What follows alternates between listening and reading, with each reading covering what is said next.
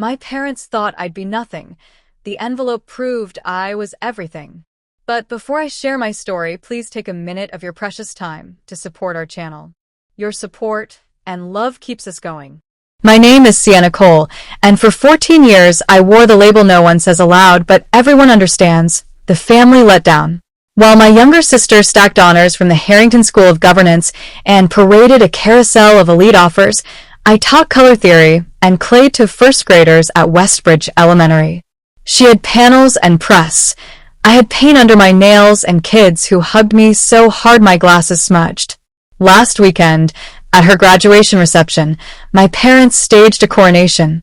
They gave Nova Vance, their golden child, the keys to a Voltique Hypersedan S and the deed to a glass-walled skyloft in the Aurora district of Harbor City, New Albion.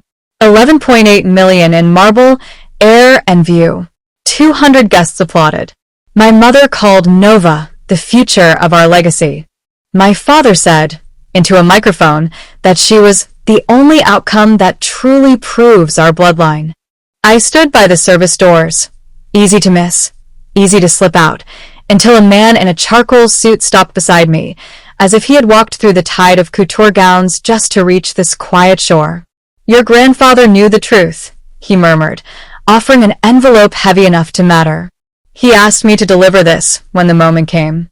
What followed stunned every last person in that gilded hall. The Vance Skyloft crowns the Emerald Tower's 62nd floor, a slice of sky that stares straight across Emerald Park. Mornings there look like magazine ads.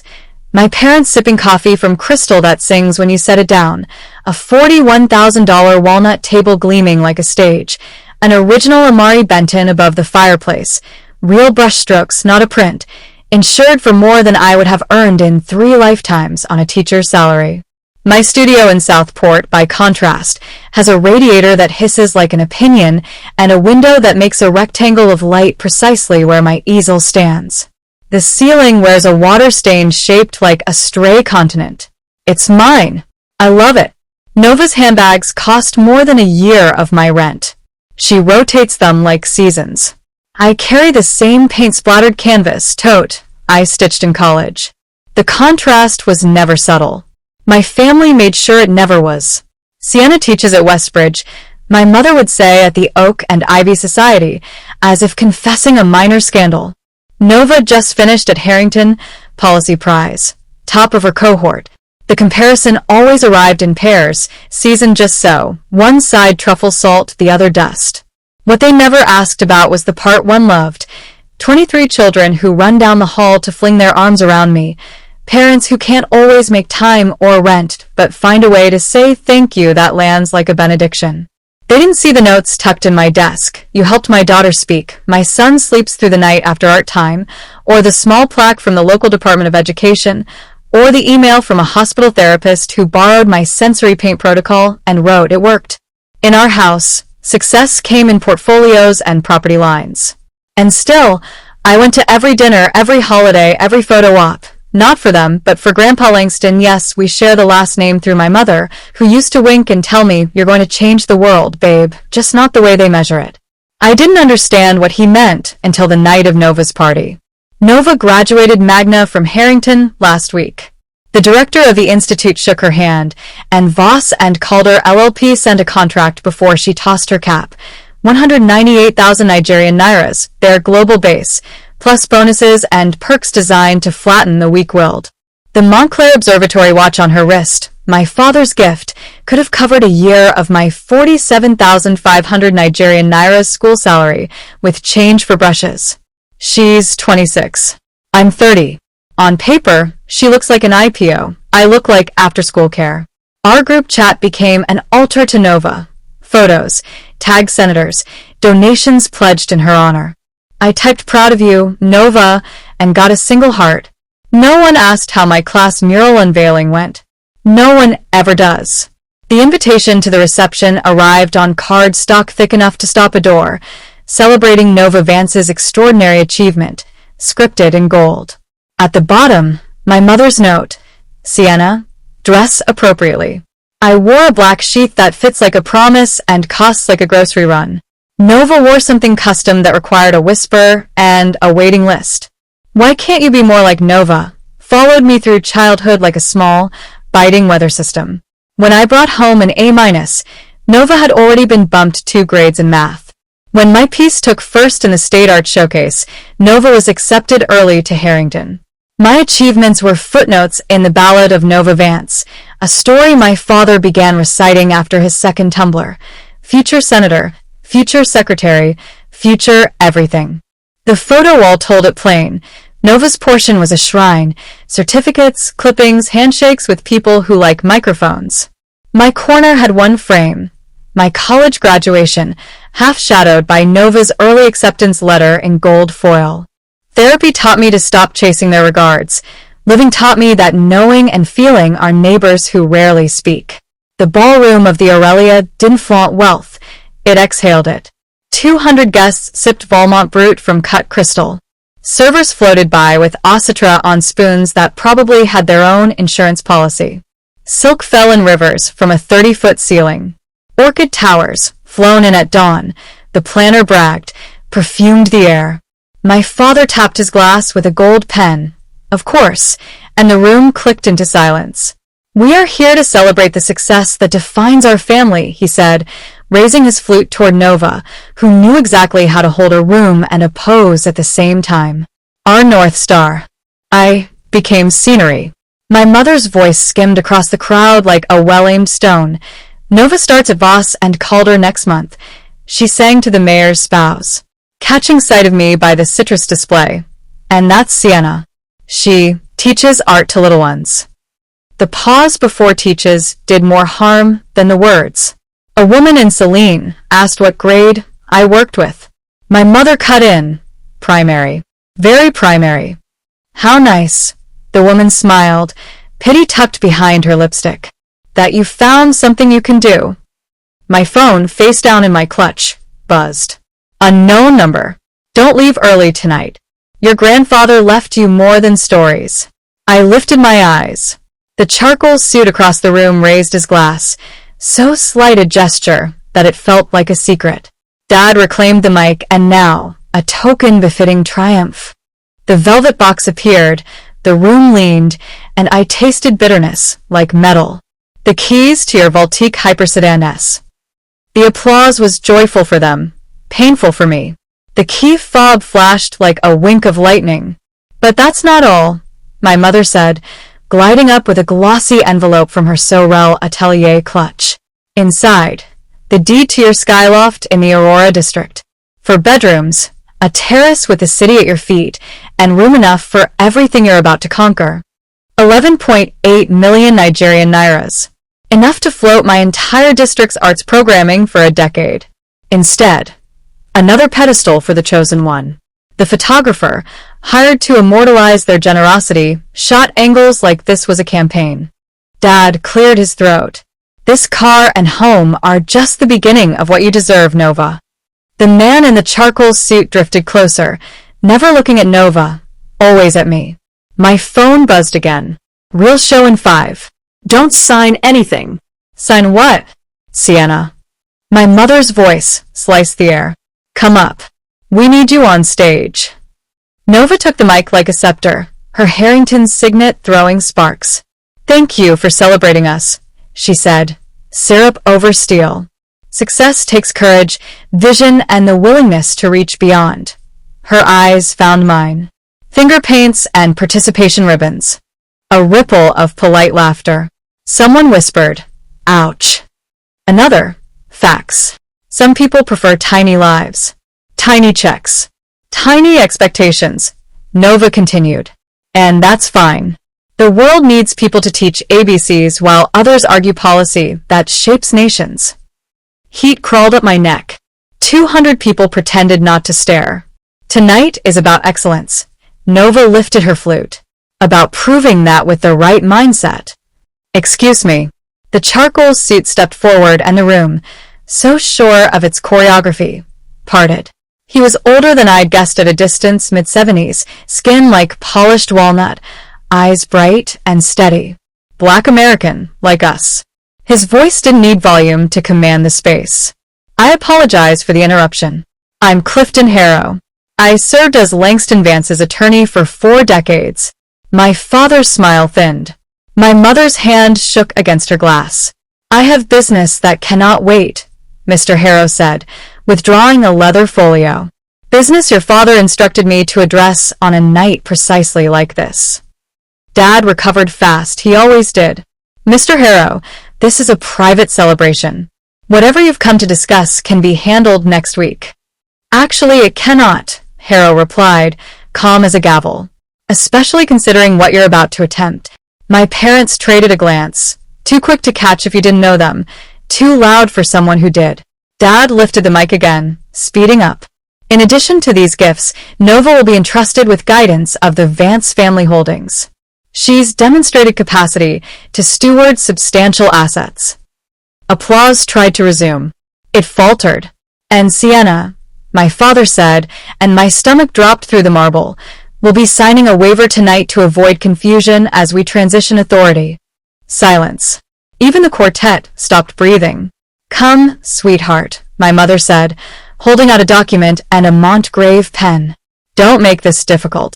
Mr. Harrow stepped onto the riser. I must insist you stop. You have no authority here, my father snapped. Harrow's smile didn't reach his eyes. Your father would disagree. And since he built what you're trying to reassign, I'd say his opinion controls the room. The pen felt heavy in my hand. 200 strangers watched the teacher's lesson in humiliation. My mother's stage whisper. Sign, Sienna.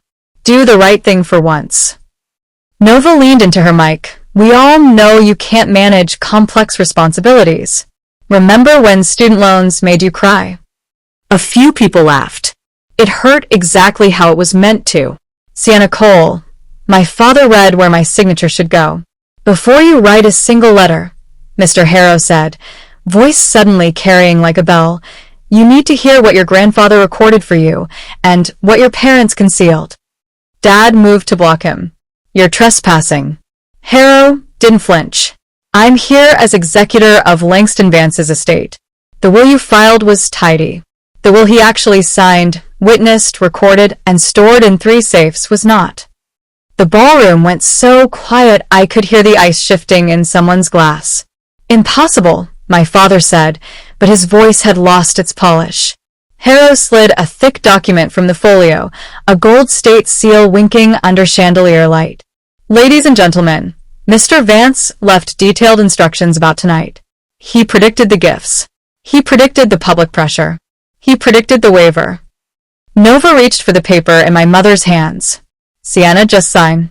This is. I didn't move. Harrow was looking at me with an expression I recognized from Grandpa Langston, kind, certain, and a little amused that the truth still manages to surprise people. If you've ever been told your purpose is small because your paycheck is, Harrow said softly, you'll want to hear this. I set the pen down. Show me. Clifton Harrow opened his folio with the care of a man unwrapping a verdict. Your grandfather executed a later instrument, he said evenly. One you did not file, Mr. Vance. It is authenticated, witnessed, and accompanied by video testimony. He lifted the first page. The state's seal flashed. Gasps scattered through the chandeliers like startled birds. Dad tried to pivot into charm. Clifton, we can discuss this Monday. No, Robert. Harrow's voice was silk over steel. Langston directed me to reveal it at the precise moment you attempted to cut Sienna out. He angled the document toward the crowd. For the record, that moment is now. My mother's smile iced over. Nova's knuckles whitened on the podium. I stood still, pulse loud in my ears. Article 1 confirms capacity and execution, Harrow narrated. Article 2 appoints me executor. Article 3, and this is where the room should listen, revokes prior dispositions. Dad's mask slipped. This is a family celebration, and a lawful reading, Harrow answered unbothered. He turned a page. Article 6, timing. The will shall be unsealed when both granddaughters have displayed their character. He underlined the clause with a fingertip. Tonight qualifies. Nova straightened. Even if a second will exists, it doesn't mean. It means exactly what it says, Ms. Vance, Harrow replied. Properly executed later wills supersede earlier ones, especially the tidy ones. He lifted a slim, slate-gray tablet. There's also video. Your grandfather explains the terms himself. Dad blanched. Mom's bracelet clinked against her glass. Harrow set the tablet aside, for later, and unfolded a summary sheet. Article 7. Custodianship by merit.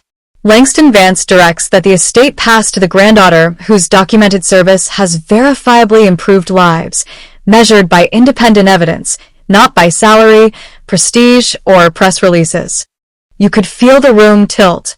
Someone whispered, "He measured impact." "He did," Harrow said, catching it. He raised 2 folders. One thick with tabs, elastic, barely holding. One thin enough to flex. He placed the thick one on the podium. My name, Sienna Cole, was written across the tab in my grandfather's meticulous hand.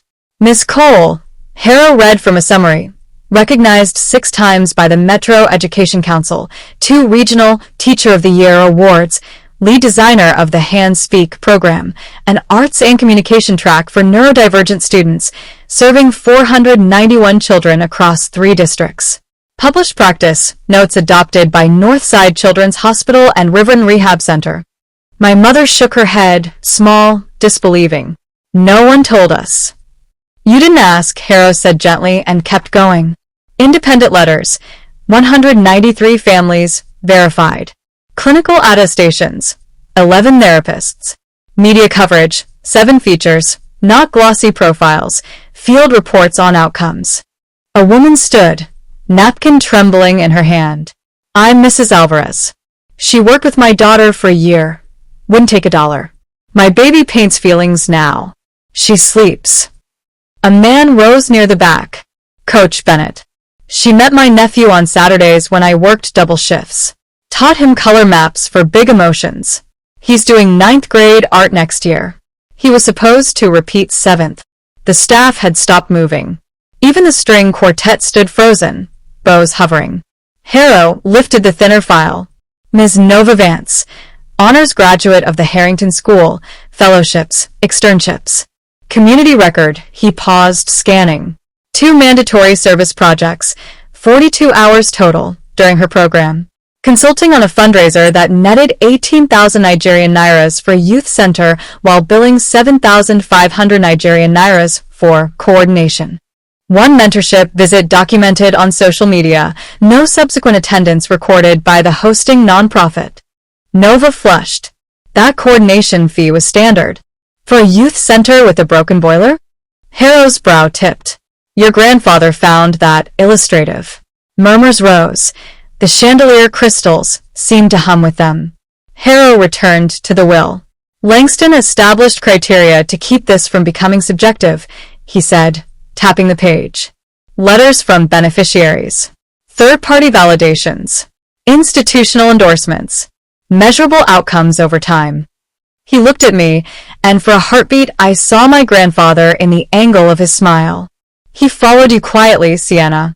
Not to intrude. To keep receipts for what your parents refused to notice. A familiar voice rang out from 3 tables over. That's my son's teacher. Mrs. Chun, our Mrs. Chun from Westbridge, stood, eyes bright.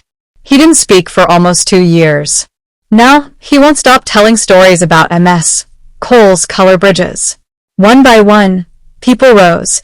A nurse from Northside, a bus driver whose daughter wore headphones to art so she could try without flinching, a school counselor who borrowed my Quiet Corners guide.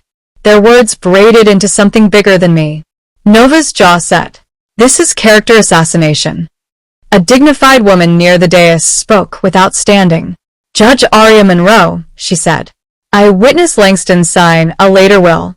He was lucid, deliberate, aching for his family to remember what mattered. The air changed. Even my father felt it. I saw his shoulders lower as a truth he deflected for years pushed through. Harrow placed both folders side by side. One binder shows influence. The other shows impact. Langston was explicit about which one counts. He turned back to the document. Article 7 continued. The designated granddaughter receives immediate custodianship of the estate's assets to further the work that created the claim, education, therapy, access. He let that sink in, and then added, quieter. There is also a second section you should hear before anyone signs anything. Dad straightened, alert. Mom's hand found Nova's wrist. Harrow glanced at me, then at the crowd. Article 7, Section B. What Mr. Vance called the character ledger. He paused as if to mark a chapter break, his thumb resting on the page like a bookmark. And Section C, which has immediate consequences for what I just witnessed on this stage. The room held its breath. I could feel the pen where I'd left it, cold against the podium, waiting. Mr. Harrow's fingers lingered over the page. Article 7, Section B. The character ledger. Your grandfather wanted this read in the presence of witnesses. He adjusted his glasses. For every inheritance, there must be accountability, he quoted. The wealth of a family must live where conscience resides. Then, clearly, if any heir attempts to intimidate, coerce, or humiliate another heir into surrendering their claim, that action constitutes forfeiture of their own inheritance and activates an emergency trust in favor of the wronged party. A murmur rolled across the ballroom like a small storm. My father's jaw tightened. My mother's hand slipped from her clutch. Harrow's tone stayed even. The language is plain. What occurred on this stage 5 minutes ago, an effort by Robert, Margaret, and Nova Vance to pressure Sienna Cole to sign away her rights, meets the definition of coercion under Section B. Therefore, the emergency trust is now in effect. Nova blinked. Emergency what? He turned another page. An independent fund of 13.5 million Nigerian nairas, separate from the estate, meant to ensure Sienna's independence should this exact scenario occur. Mr. Langston called it the Dignity Clause. The transfer was triggered the moment you invited her to the stage and presented that waiver before witnesses. The crowd exhaled all at once. Half gasp, half applause quickly stifled. Mom tried to recover. Clifton, this is absurd. You can't just... I'm not doing anything, Harrow replied, calm as tide. I'm executing Mr. Vance's explicit instruction. He even arranged for the bank feed to activate by timestamp and live stream verification. The transfer has already posted. Dad's voice broke through the hum. That's impossible. Those accounts are in my... Frozen, sir. Per court order signed this afternoon by Judge Aria Monroe, co-witness of the will. She anticipated your reaction. Gasps again. Phones rose discreetly. People were recording. Nova's voice cracked. So, what does that mean for me? Harrow met her eyes. It means your inheritance is no longer automatic. Section B redirects custody to the beneficiary who has already demonstrated integrity under fire. That would be your sister. Dad tried the last weapon he had, persuasion. Let's be reasonable. We'll split everything 50-50. That's fair. Harrow's head tilted. Fairness was your father's favorite word when he wanted to redefine justice. Was it fair when you returned every letter he wrote to Sienna unopened? Fair when you told him she dropped out of college? Fair when you said she was unemployed so you could keep her share of the estate quietly consolidated? He documented it all. My mother's facade finally cracked. Mascara trembled at the corner of her eyes. We only wanted what was best for the family. You wanted control, Harrow said gently. Langston wanted growth. Then, without looking up, he read, Section C, the humility provision. The heir who possesses status, without service, must complete a period of verified public work before receiving any distribution. Duration, 2 years. Form, direct service, not fundraising or self-promotion. Nova's lawyer, her old professor, apparently, had arrived breathless. This is improper venue. Any contest belongs in probate court. Probate will confirm the record, Harrow said, turning the tablet toward him. Video of Langston reading these clauses. Time-stamped. Authenticated in triplicate. He pressed play. Grandfather's voice filled the ballroom, grainy but unmistakable. Warm, rich, steady. If you're hearing this, my predictions came true. I built a fortune teaching how to measure value, and my son learned only how to count it. So here are my terms. Sienna inherits the company and its resources to extend the work she already does. Nova inherits a lesson. For 2 years, she must serve without titles or press releases. If she does, she earns what money alone cannot buy: redemption. The projection ended. Silence settled, thick as oil. My father looked small for the first time in my memory. My mother's hands clutched her pearls like rosary beads. Nova stared at the screen as though it might replay a different ending. Harrow closed the folio. Mr. Vance foresaw your every move. He said, "They'll stage grandeur and forget grace. When they do, remind them which one builds legacies." He looked at me. "Miss Cole, Langston's final instruction is yours to decide how to enforce. Will you accept custodianship?" I could barely speak, but the answer was already living in my chest. "Yes, I accept, but not to hoard. To heal." Harrow nodded. "Then Article 7 is executed." Nova's voice was a whisper. "What happens to us now?" "That," Harrow said, closing the tablet with a soft click, "depends on whether you want to rebuild or remain ruins." He slid the 2 folders across the podium, one to me, one to her, and said quietly, "The next chapter belongs to you." The ballroom had become a courtroom dressed in silk. Every whisper, every rustle of gown or cufflink felt like evidence being recorded. Nova stood rigid beside our father, her perfect posture beginning to tremble. The projection of our grandfathers will still glowed faintly on the screen behind them, a silent witness that didn't need permission to speak. Mr. Harrow closed the tablet with a soft click. "The will leaves no ambiguity. The estate's assets, including the company and associated trusts, are hereby transferred into a foundation under Sienna's stewardship." My father took a step forward, trying to reclaim the authority he'd lost. "You can't expect her to run an enterprise that complex. She teaches children, for heaven's sake." "Exactly," Harrow replied.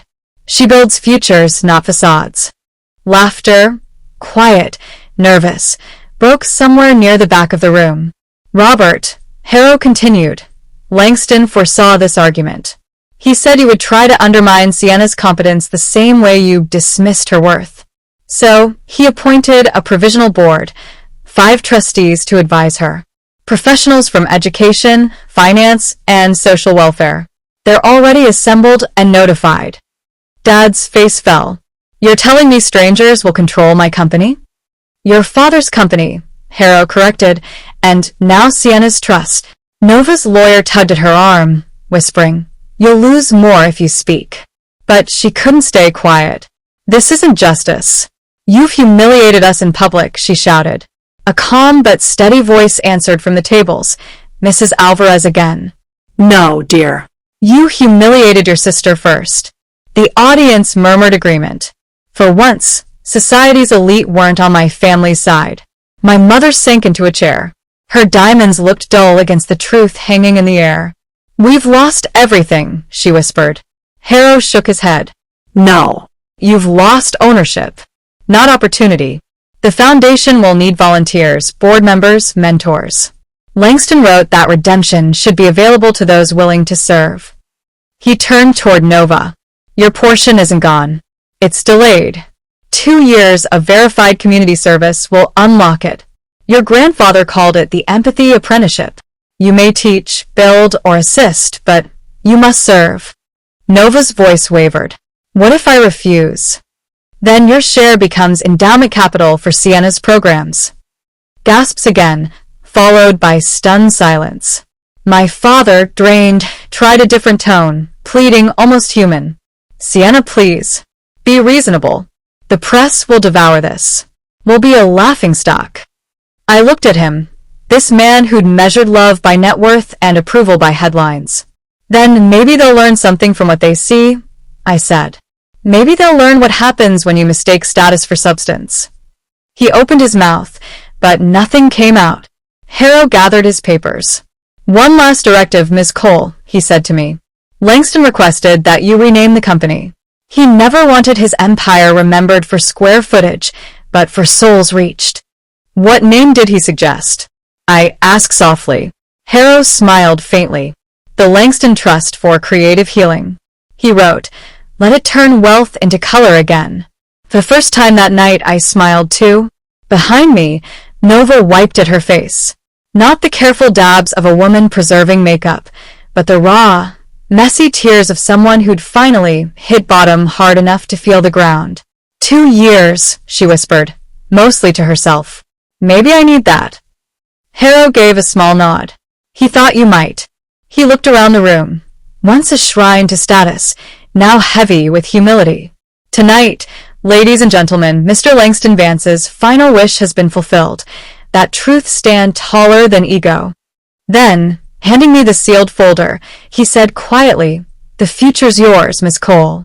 Paint it well." And for the first time in 15 years, I believed him. 6 months later, the marble floors of that same ballroom no longer echoed with champagne toasts. They rang with laughter, sneakers, and the sound of paintbrushes tapping water cups. The Langston Trust for Creative Healing had replaced the Vance empire entirely. What once was a company boardroom now hosted after-school art sessions, group therapy, and parent workshops. My grandfather's portrait, smiling, paint-stained hands on canvas, hung near the entrance with a plaque that read, "Wealth fades. Wonder multiplies." The trust funded art therapy programs in 5 cities across the state. The downtown headquarters that once symbolized profit became an open studio for children who needed light most. Each classroom wall shimmered with color, the kind of color born only from children's imagination. We hired 72 full-time teachers, paying living wages. Hospitals referred young patients to our workshops, and schools that once had no creative programs now had supplies for every child. The old board members who used to chase dividends were replaced by educators, therapists, and community builders. Even my parents found their way back to purpose. Every Wednesday, my father read stories in the children's corner. He wore sneakers now instead of loafers, his voice softer, his laugh freer. My mother helped organize the weekend art fairs, her manicured hands guiding toddlers through finger paint without flinching at the mess. Sometimes I'd catch them smiling quietly at each other, smiles with something new in them. Peace. As for Nova, she completed her empathy apprenticeship. Her first day nearly broke her. She showed up in silk trousers and designer shoes. One child spilled blue paint across both. By week 3, she arrived in jeans. By month 2, she laughed at the spills. By month 6, she cried after one of her students, a 6-year-old with selective mutism, presented her with a purple painting and whispered, "Thank you for waiting for me." Now, she runs our Youth Expression Initiative, creating sensory programs for kids who can't yet speak, but have something beautiful to say. She earns 48,000 Nigerian nairas a year, and she's never been prouder. When a partner law firm called to offer her a new position, she smiled and said, "I've already found the kind of justice that matters." We began family therapy, as I'd promised, every Thursday evening without fail. There were tears, awkward silences, apologies whispered instead of announced. But over time, honesty stopped sounding like blame and started sounding like healing. My father once said, "I measured everything wrong." Now he says, "Let's measure by lives changed." My mother, who used to flinch at imperfection, wears a white blouse with permanent paint handprints on it, the kind left by the children she mentors. "They remind me what grace looks like," she says. One evening, after locking up the studio, I opened the final envelope Mr. Harrow had saved for me. Inside was a letter written in my grandfather's tidy, looping script. "Sienna, you'll know you've honored me not when you count the money, but when you can't count the smiles. I left you wealth only so you could teach the world how to use it. You have all the colors you need. Grandpa Langston." I cried until the ink blurred. Today, the Trust sponsors art therapy scholarships, funds hospital wings, and provides creative grants for under-resourced schools. The Hampton Villa my parents once used for summer parties is now Camp Horizon, hosting children who've never seen the ocean. The same ballroom that witnessed my humiliation now shines with student exhibitions. One wall still bears a faint mark where the gold pen clattered during the Will's unveiling. We kept it. It's our reminder that truth, once spoken, leaves a stain that never fades. At the dedication ceremony, Mr. Harrow stood in the back, arms crossed, smiling. "Your grandfather would be proud," he said. I shook my head. He already knew. He chuckled. Then he left the right legacy in the right hands. I looked at the children painting under the high skylights, their laughter echoing where arrogance once reigned. "No," I said softly. "He left it in all of our hands."